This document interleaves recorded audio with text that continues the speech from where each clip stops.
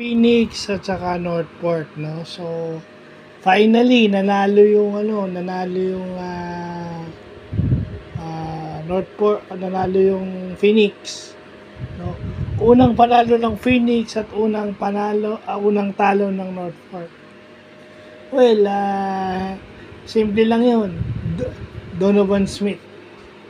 Although may kamatchup siya, pero hindi naman siya Kadim Jack ang bumabantay most of the game. Kasi nakita nyo, pag yung dalawang import na nagbabantayan, pareho silang maraming foul. Yung Kadim Jack nga maraming foul eh.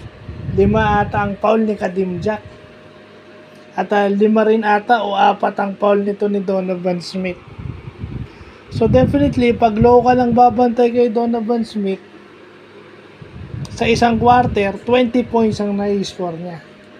So, yun yung nakatulong para umalagwa ng gusto itong Phoenix. Pero kung nakikita nyo, di ba, kung dumedepensa yung Northport, tapos nagko-convert ng free throws, nakaka-shoot ng mga 3-point shots, di ba? Dumidikit sila. Pero ang doon, yung Donovan Smith nga, na this time na sinuportahan ng tatlong local, no, merong tatlong local, si Jason Perkins yung isa, di ba? Yung isa dun sa tatlong local, but definitely tatlong local yung umiscore para sa Phoenix, na yun yung kulang, kaya nawawala yung lamang nila dahil puro yung import lang nila ang kumikilo sa offense nila eh. Walang tulong. So, definitely, pag may suporta, ayan, nananalo. So, yun. Pero, iba ang kalibre din nitong Northport, no? Hindi na sila yung tipo na magpapaiwan na lang basta-basta. Diba? Iba na sila ngayon. Parang nag-iba na yung timpla ng laro nila kasi kahit natalo sila, napatunayan nila na hindi sila magpapatambak. Nanalo sila by 6 points. Natalo sila by 6 points only. So, hindi na ito yung Northport na kilala natin na tambak all throughout.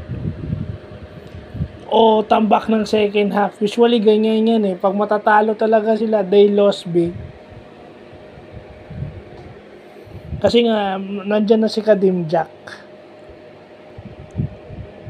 So, yun lang yung nakikita nating maayos. At saka, yung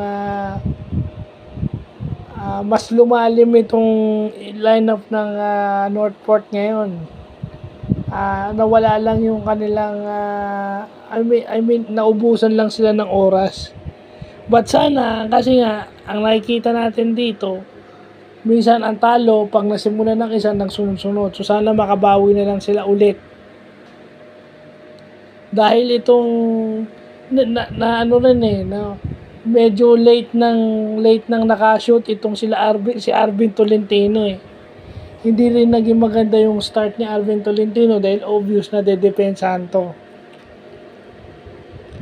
So, yun. I mean, in order for Northport to win, dapat maganda ang start ni Arvin. Yung start to finish ni Arvin maganda. Kaso nga lang, ang kagandahan nito dahil umiscore siya, dumidikit yung team niya sa kalaban. Dahil umi-score si Kadim Jack, lumiliit yung lamang ng kalaban. So, ganun yun. At saka yung depensa nila, parang napagod na rin sila ng kakahabol kasi malaki hinabol nila eh. Naibaba nila to 6 points eh, no? Talagang mauubusan ka nga talaga ng oras. So, yun lang po.